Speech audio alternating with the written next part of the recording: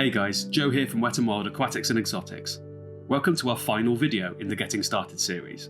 If you've been following our Getting Started series, you should be familiar with setting up your tank and adding your first fish, so if you haven't watched those videos yet, please make sure to watch the other videos on the channel. Now it's time to learn how to maintain your aquarium and ensure your fish are happy and healthy for the long term. So in this episode, we're going to cover a simple maintenance schedule to help you keep your tank clean, as well as tips on how to clean your filter media and perform water changes efficiently. So let's dive right in. First things first, let's talk about your maintenance schedule. Regular maintenance is key to ensuring your tank stays healthy and your fish remain stress-free. In general, you want to clean your tank and perform some kind of water change every 1 or 2 weeks, depending on the size of your tank and the number of fish you have. A good way to break down your maintenance tasks is to think about them in 2 categories: daily and weekly to monthly tasks. Firstly, your daily tasks. Each day you should perform a few essential jobs. Firstly, check your fish. Make sure they're all swimming around, looking healthy and not showing signs of damage or illness. Also, check for signs of stress, which can include gasping at the surface or irregular or erratic behaviour.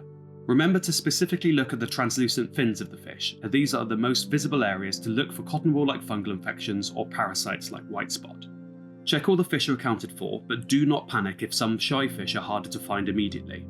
If it's been an extended period of time without seeing the fish, it would be wise to investigate if there has been a death in the tank, in which case the body should be removed. Check the temperature. It's very important to check the water temperature is in the correct range. If not, it might indicate that you've either not set up your heater correctly or it is not working properly. Also, monitor the water flow.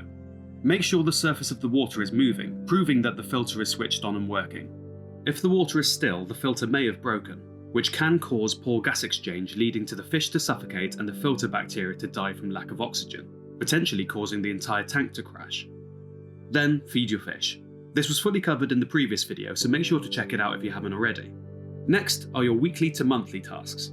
Aside from your daily tasks, you should be cleaning the glass, doing water changes, and testing the water. If you were looking to leave these tasks to every 2 weeks or monthly, just remember you may have to do a more thorough clean and perform a larger water change. Step 1. Testing the water parameters. It's always a good idea to test the water for key parameters like ammonia, nitrite, and nitrate. This helps you ensure that your water quality is on track and that there are no sudden spikes in harmful compounds. Testing the water regularly will allow you to make a judgment on how frequent and how large your water changes should be. By testing frequently and logging the results, you can see how quickly your nitrate rises and therefore predict how long it will take to rise outside of the healthy range. Step 2. Clean the glass. Cleaning the glass is something you'll always need to do regularly, as algae and watermarks can build up quickly, especially if your tank gets a lot of light. You do not need to turn off any equipment, as the algae particles will make their way into the filter. The rate of algae growth can vary due to the water parameters and the amount of light the tank is receiving. Here's how to do it properly. Use an aquarium-safe sponge or magnetic algae scraper to scrub the inside of the glass in a horizontal motion. Be gentle so you don't scratch the glass or cause too much distress to the fish, but firm enough to remove the algae. Make sure to not catch any sand or gravel in the algae sponge when cleaning the lower portions of the aquarium, as you can risk scratching the glass. For the outside glass, use a soft cloth or a paper towel to wipe away any dust or fingerprints. Avoid using any chemicals that aren't aquarium safe, as they can be harmful to your fish. Step 3. Cleaning the substrate. Fish waste, excess food, and debris can build up on the substrate layer, so you'll need to clean the substrate regularly. This is usually done during a water change, and you should never need to remove the entirety of the substrate from the aquarium to clean it. For a regular small water change, bear in mind that you do not necessarily have to do a full vacuum, and by that I mean turning over the entire substrate with every water change, but you should definitely remove any debris resting on the surface. For a more thorough clean, use a gravel vacuum or a siphon hose with a gravel attachment. You want to push the gravel vac into the substrate to turn it over and suck up the debris hidden within it, but make sure to avoid disturbing your plants too much. Step 4. Perform a water change. Water changes are a crucial part of maintaining water quality in your aquarium. Put simply, you will be removing a percentage of the water and replacing it with clean, dechlorinated water. In an ideal world, you will be testing your water regularly to find out a calculated schedule of how much water to change and how often to be doing it. However, in reality it is better to do little and often, say 25% weekly, and then every 4 to 6 weeks do a larger water change, say 30 to 50%. To speed up your maintenance and to make it more efficient, I'd recommend having 2 similar sized buckets prepared in advance. one to use for the dirty water and the other pre-filled with dechlorinated tap water. It's good to prepare this in advance, as it will allow the new water to get closer to room temperature before adding it to the aquarium.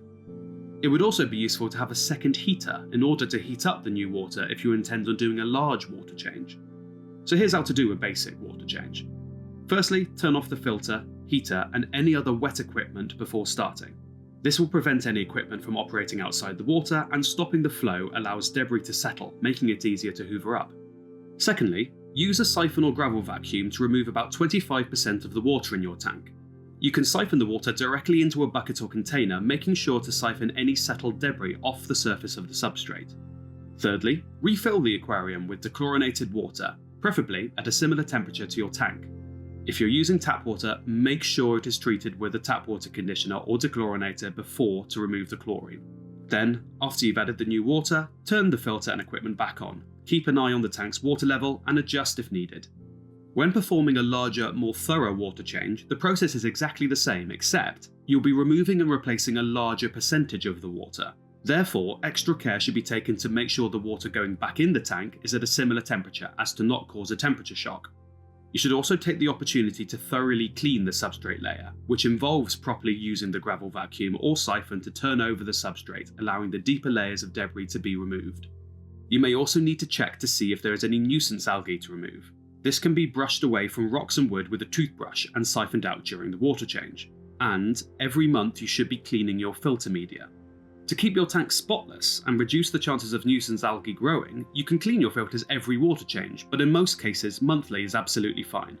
Remember, you should never rinse these sponges under the tap, as the chlorine will kill the essential bacteria on them. To clean your filter sponges out properly, you should shake them out in the old tank water in your dirty bucket. Eventually, the sponges and filter media will clog and deteriorate, so you will need to replace them. So do this as and when needed to keep your filter running efficiently. And that's it. Aquarium maintenance doesn't need to be stressful. Just keep it simple, stay on top of your weekly and monthly tasks, and monitor your water quality regularly. Thanks so much for watching, and don't forget to hit like and subscribe if you want to see more aquarium guides.